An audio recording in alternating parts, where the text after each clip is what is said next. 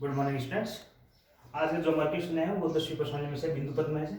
इस प्रश्नावली में आपका ज्यादातर सामान्यतः एक नंबर का सवाल आता है, जो कि इंपोर्टेंट सवाल मैंने बोर्ड पे लिखे हुए हैं। अब क्या होता है कैसे होता है मैं आपको बता रहा हूँ। जैसे पहला क्वेश्चन है यहाँ पे कि किसी त्रिभुज के शीर्षों से समदूरस्थ बिंदु का बिंदु पद क्या होता है, वो होता है उसका परिकेंद्र। कैसे माना, अगर मान लो ये कोई एक वृत्त है त्रिभुज, अब इसके जो तीनों शीर्ष है जैसे ए बी और सी, इन तीनों शीर्ष से एक कोई ऐसा बिंदु होगा जो इन तीनों शीर्षों से बराबर होगा। माना कि वो बिंदु ये होगा। अब इस बिंदु का आपको बिंदु पद ज्ञात करना है। इसका मतलब अगर इसको ये गति करे तो किस नियम के आधार पर करेगा और कैसे करेगा। अगर इसको आप गति करोगे, लेकिन नियम वही होना चाहिए कि ये जो है वो ए बी और सी तीनों से हमेशा बराबर ही रहना चाहिए। तो इस प्रकार जब आप इसकी गति करोगे तो होता है वो इसका होता है परिकेंद्र, यानी ये गति नहीं करेगा, ये एक ही जगह इस तरह का तीन बिंदु है इसलिए, और जो ये तीनों समदूरस्थ होता है वो होता है इसका परिकेंद्र। क्योंकि जब हम इस त्रिभुज को बनाते हैं परिवर्त, तब वो होता है परिकेंद्र।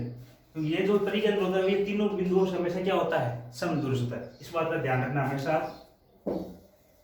इसी प्रकार जब क्या होगा दूसरे क्वेश्चन में कहते हैं कि किसी त्रिभुज की भुजाओं से समदूरस्थ बिंदु क्या होता है, वो होता है उसका अंतःकेंद्र। जब हम अंतःकेंद्र का निर्माण करते हैं त्रिभुज की, अंतःकेंद्र बनता है अंदर की तरफ अंतर्वर्त। तो इसका ये जो केंद्र होता है ये होता है इनकी तीनों भुजाओं से समदूरस्थ होता है, ना कि इसके केंद्र शीर्षों से। ये जो बिंदु होगा उसको अंतःकेंद्र कहते हैं। ये इसके जो शीर्ष होते हैं उससे समदूरस्थ नहीं होता है। ये जहां वृत्त टच करता है ये उन भुजाओं से, तीनों भुजाओं से क्या होगा, हमेशा बराबर ही रहेगा, और ये इसका बिंदु पद कहलाएगा। भुजाओं से है तो अंतःकेंद्र होगा और शीर्षों से है तो परिकेंद्र होगा। इस बात का विशेष ध्यान रखें। अब त्रिभुज का गुरुत्व केंद्र होता है, यानी उसका बीच वाला पॉइंट, वो होता है इसकी माध्यिकाओं का संगामी बिंदु। जैसे कोई त्रिभुज है, अगर इसका आपको गुरुत्व केंद्र निकालना है तो इसकी कोई भी दो माध्यिका खींच लो। अगर माध्यिका तो इसका मध्य पॉइंट को आप सामने वाले शीर्ष से मिलाना पड़ेगा और इसकी मध्य बिंदु सामने वाले शीर्ष मिलेगा, तो ये जो बिंदु होगा ये होता है इसका गुरुत्व केंद्र। त्रिभुज का जो गुरुत्व केंद्र होता है बीच वाला जो बिंदु आएगा वो होता है उसके माध्यिकाओं का संगामी बिंदु, जिसे कहते हैं केंद्रक। संगामी मतलब जहां दोनों एक ही जगह कट रहे हो, माध्यिकाओं का जो संगामी बिंदु होता है उसको कहते हैं केंद्रक। अब एक क्वेश्चन, समतल पर लुढ़कने वाले वृत्त के केंद्र का बिंदु पद क्या होगा। माना कि कोई समतल है, जैसे ये बोर्ड समतल है, इस पर एक वृत्त स्थित है, ये इसका केंद्र है। अब अगर आप मान लो इस वृत्त को गति कराओगे, हो सकता है गति इस साइड हो या हो सकता है गति इस साइड करवाए, किसी भी साइड में करवा सकते हो आप। जैसे जैसे आप इसको गति कराओगे तो इसका केंद्र होता है वो हमेशा स्थिर रहेगा। ये केंद्र अब यहाँ आ जाएगा, जैसे जैसे ये वृत्त आगे बढ़ेगा उस प्रकार से केंद्र आगे बढ़ेगा हमेशा, लेकिन केंद्र की जो दूरी होगी वो इस जो नीचे वाली समतल है उस रेखा की क्या होगी, हमेशा बराबर होगी। तब इस केंद्र के सारे बिंदुओं को आप एक लाइन में मिलाओगे तो ये जो नीचे समतल वाली लाइन है ये उस लाइन के जो केंद्र वाली लाइन आ रही है वो हमेशा इसके समांतर लाइन आएगी। इस प्रकार ये इसका होता है बिंदु पद केंद्र का, ना कि इसकी परिधि का है। इस बात का विशेष ध्यान रखें। जो वृत्त है इसकी परिधि का बिंदु पद नहीं ज्ञात कर सकते, इसके केंद्र होता है उसका बिंदु पद होता है समतल के, वो होता है इसकी समतल के समांतर रेखा आएगी। फिर है जो घड़ी का पेंडुलम होता है उसका बिंदु पद क्या होता है, उसका होता है एक वृत्त का चाप। जैसे ये घड़ी है, ये इसका जो पेंडुलम होता है वो गति किस प्रकार करेगा, वो गति हमेशा इस प्रकार करेगा, यानी ये निश्चित मार्ग पर ही गति करता है, पूरे वृत्त के रूप में गति नहीं करता है। ये जो मार्ग है इसको मार्ग ये वृत्त का चाप के रूप में है, लेकिन ये वृत्त का चाप है या ये वृत्त का इसको मान सकते हैं टुकड़ा है। मान लो ये पूरा चारों तरफ गति करता तो ये वृत्त बनता, लेकिन ये चारों तरफ गति नहीं कर रहा है, केवल इतने ही मार्ग पर गति कर रहा है। तो ये होता है इसका ये वृत्त का चाप। ये होता है घड़ी का पेंडुलम जैसे जैसे जिस प्रकार एक झूला गति करता है उसी प्रकार एक पेंडुलम भी गति करता है, जो होता है वो होता है इसका वृत्त का चाप। फिर है किन्हीं दो बिंदुओं से समदूरस्थ बिंदु का बिंदु पद। दो बिंदु लेने कहीं भी हो सकते हैं। माना मैंने दो बिंदु ये लिए हैं ए और बी। अब इन दोनों बिंदुओं से समदूरस्थ होना चाहिए, इसका मतलब समदूरस्थ मतलब होता है बराबर दूरी पर। वो बिंदु कहीं भी हो सकता है, वो बिंदु यहाँ भी हो सकता है, यहाँ भी हो सकता है, इन दोनों के बीच भी आ सकता है, यहाँ भी हो सकता है। लेकिन इतना तो तय है कि वो बिंदु आएगा वो ए और बी की इस लाइन के यहाँ ना इधर आएगा। अगर मैं यहाँ लेता हूँ तो इसकी दूरी मान लो 1 सेंटीमीटर, तो बी से ये ज्यादा हो जाएगी। और मैं अगर इधर ले लेता हूँ, ये बी से 1 सेंटीमीटर होगा या 2 होगा तो ये ए से ज्यादा हो जाएगा। ये दोनों से बराबर नहीं है। अगर दोनों से बराबर आएगा ये ए और बी के बीच में हो सकता है या फिर ऊपर और नीचे भी हो सकता है। तो यानी ये बिंदु मान लो यहाँ से 4 सेंटीमीटर, यहाँ से भी 4 हो सकता है, यहाँ से 3 3 हो सकता है, ये 5 5 सेंटीमीटर हो सकता है। तो अब इन बिंदुओं का जो बिंदु पद होगा, यानी इसका मतलब इन बिंदुओं का जब हम आपस में सभी बिंदुओं को मिलाएंगे उसको क्या कहते हैं, वो होता है इन दोनों बिंदुओं को मिलाने वाली जो रेखा होती है, इन दोनों जो बिंदु में दिए हुए हैं ए और बी, उन दोनों बिंदुओं को मिलाने वाली जो रेखा होती है उसका होता है लंब समद्विभाजक। लंब समद्विभाजक का मतलब होता है कि ये इस लाइन पर 90 डिग्री का कोण भी बनाएगा और जो ये जो लाइन है ए बी, इस लाइन को दो बराबर टुकड़ों में भी काटेगा। अगर समद्विभाजक होती है तो दो बराबर टुकड़े होते हैं और लंब होता है तब उसका होता है 90 डिग्री का कोण। ये दोनों ही नियम फॉलो करता है, ये इसको लंब या 90 डिग्री का कोण भी बनाता है और दो बराबर टुकड़ों में भी विभाजित करता है, इसलिए कहते हैं इसको लंब समद्विभाजक। इस बात का विशेष ध्यान रखें, उस लाइन मिलाने वाली लाइन का लंब समद्विभाजक। सिर्फ समद्विभाजक लिखोगे तो भी गलत माना जाएगा और सिर्फ लंब लिखोगे तो भी गलत, दोनों नाम एक साथ लिखना पड़ेगा, लंब समद्विभाजक। फिर है दो प्रतिच्छेदी रेखाओं से समदूरस्थ बिंदु का बिंदुपद। अब की बात जो आपको लाइन लेनी है वो प्रतिच्छेदी, जैसे माना ये दो लाइनें हैं दोनों आपस में प्रतिच्छेदी है, ये दो प्रतिच्छेदी लाइनों से समदूरस्थ बिंदु कहीं भी हो सकता है। माना कि मैं ये बिंदु में ले रहा हूं, अब इसके जब आप इसकी दूरी तय करोगे या इसकी जो बीच की आप दूरी ज्ञात करोगे तो हमेशा दूरी होती है वो इस लाइन से 90 डिग्री के कोण बनाते हुए बिंदु से ज्ञात की जाती है। यानी अगर मैं इस बिंदु सीडी से लाइन रेखा सीडी से अगर मैं इसकी दूरी ज्ञात करूंगा, वो दूरी आप ऐसे तिरछी ज्ञात नहीं कर सकते।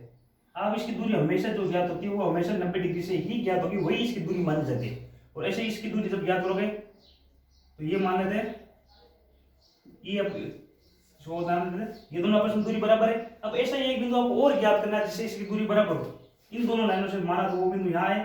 अब ये बिंदु आप जब इसकी दूरी ज्ञात हो वो एफ से नहीं होगी, इसका जो होगा 90 डिग्री वाला कोण कोई अलग आएगा, जैसे एक्स आ जाता है इसका वाई, इस प्रकार ज्ञात करनी पड़ेगी। तो अब इन बिंदुओं को आपस में मिलाते जाओगे तो जो लाइन आएगी वो इस प्रकार बीच में से गुजरती है। उस ये जो लाइन गुजरती है इस बिंदु का जो बिंदु बताता है वो जो ये प्रतिच्छेदी कोण होता है, यहाँ पर जो कोण बनता है प्रतिच्छेदी कोण या जो इस साइड होता है, दोनों आपस में बराबर होते हैं, जिन्हें प्रतिच्छेदी कोण या शीर्षक कोण कहते हैं। ये इस कोण को दो बराबर भागों में बांटता है, सिर्फ दो बराबर भागों में बांटता है, इसलिए इसको कहते हैं समद्विभाजक। लेकिन इस बात का ध्यान रखना, ये इस कोण का समद्विभाजक है, ना कि इन रेखाओं का। ये जो प्रतिच्छेदी कोण बन रहा है यहाँ पर वो उन कोणों का समद्विभाजक होगा, ना कि उस रेखाओं का। हो सकता है वो लाइन इससे भी आ जाए तो ये इस कोण का समद्विभाजक होगा।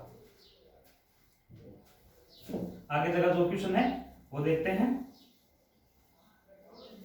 आगे कह रहा है वो कि दो समांतर रेखाओं से समदूरस्थ बिंदु लेना है। अब आप एडवांस में आपको दो समांतर रेखाएं दी हुई है, जैसे ये दो समांतर रेखाएं हैं आपके पास। अब इन दोनों से समदूरस्थ बिंदु लेना है, वो इन दोनों के बीच में आएगा। माना वो बिंदु यहाँ पर भी वो 90 डिग्री का कोण बनेगा, यहाँ पर भी वो 90 का बनेगा। अब मान दूसरे मैं यहाँ लूँ, अब इसकी जो दूरी तय होगी वो यहाँ से 90 से होगी, यहाँ से भी 90 से की जाएगी, यहाँ से लेते हैं यहाँ से भी 90 है और यहाँ से भी 90 डिग्री का कोण बनेगा, और ये दोनों दूरियां भी आपस में क्या होगी, सभी बराबर। तब जब हम इसका बिंदु पद ज्ञात करेंगे तो सभी बिंदु आपस में मिलाएंगे तो ये जो लाइन आएगी, ये लाइन ऊपर वाली लाइन के भी समांतर होगी और नीचे वाली लाइन के भी समांतर होगी। जितनी भी रेखाएं दी होगी समांतर, ये उन सभी रेखाओं के क्या होगी, आपस में समांतर ही होगी। इस बात का विशेष ध्यान होगा, केवल ये नहीं कह सकता कि ऊपर वाली लाइन के समांतर है या सिर्फ एक नीचे वाली लाइन के समांतर है, नहीं। ये जो लाइन बनेगी या जो बिंदु का बिंदु पता आएगा वो उन दोनों समांतर रेखाओं के समांतर होगी। समांतर में समांतर रेखा ही होती है और जो प्रतिच्छेदी रेखा आती है उसमें वो प्रतिच्छेदी कोण का समद्विभाजक आता है। फिर कहता है त्रिभुज का जो केंद्रक होता है वो माध्यिकाओं को किस प्रकार विभाजित करता है। यानी जो त्रिभुज लेते हैं हम, मैंने ये त्रिभुज लिया, इनकी मैं 3 माध्यिका खींच सकता हूँ, ज्यादा से ज्यादा, उससे ज्यादा नहीं खींची जा सकती। अगर मैं सी से सी खींचूंगा, माना ये डी ई एफ, ये जो होता है तीनों माध्यिकाओं का जो संगामी बिंदु होता है उसे कहा जाता है केंद्रक। अब ये जो केंद्रक है ये इन तीनों माध्यिका, जैसे माध्यिका हो गई सी डी, ए ई और बी एफ, ये इनको किस अनुपात में विभाजित करता है, ये इसको अनुपात करता है 2:1। 2 किस साइड वाला होगा, 1 किस साइड वाला होगा, इसका भी ध्यान रखना कि जो माध्यिका जो शीर्ष से स्टार्ट हो रही है, जैसे ये लाइन में ले रहा हूं ए ई, तो ये इसका शीर्ष कौन सा होगा, ए। अगर ये ए वाला शीर्ष है तो जो इसके ए की तरफ जो टुकड़ा होगा वो होगा 2 और जो इसका बाद वाला टुकड़ा होगा वो होगा अनुपात में 1। इसी प्रकार अगर मैं बी एफ लूंगा तो शीर्ष है बी, इसका जो बड़े वाला टुकड़ा होगा वो शीर्ष की तरफ वाला होगा, ये होगा 2, ये होगा 2। अब अगर सी डी लूंगा तो सी शीर्ष है, तो सी की तरफ वाला अनुपात होगा 2 और नीचे वाला कितना हो जाएगा 1। ये अनुपात आएगा आपका 2:1। शीर्ष की तरफ जो टुकड़ा है वो हमेशा बड़ा होता है और जो भुजा की तरफ जो टुकड़ा होता है वो उससे छोटा होता है, अनुपात में है। लेकिन ये मत ध्यान रखना कि ये 2 सेंटीमीटर रहेगा, वो 1 सेंटीमीटर नहीं, उन दोनों का अनुपात आएगा। अब है वह त्रिभुज जिसका लंब केंद्र, परिकेंद्र और अंत्य केंद्र संपाती हो। संपाती का अर्थ क्या होता है देखते हैं। माना कोई त्रिभुज है, माना कि मैंने त्रिभुज बनाया, मैंने इसका बनाया परिकेंद्र। सबसे पहले परिकेंद्र बनाओ तो भुजों का समद्विभाजन करके बनाया जाता है। ये परिकेंद्र है इसका, मैंने इसका ये बना दिया।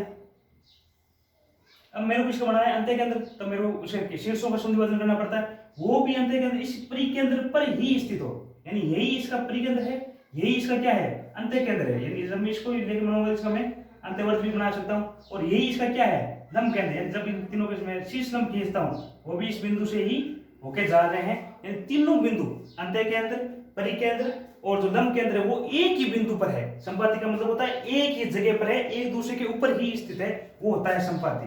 तो ऐसा होता है। और ऐसे त्रिभुज को क्या कहते हैं? ऐसा त्रिभुज जो होता है वो होता है समबाहु त्रिभुज। शिव और शिव समबाहु त्रिभुज में ही ऐसा संभव है जिसका अंत्य केंद्र, परिकेंद्र और जो इसका केंद्रक होता है वो सभी आपस में एक ही जगह पर स्थित होते हैं। ये है 10 क्वेश्चन।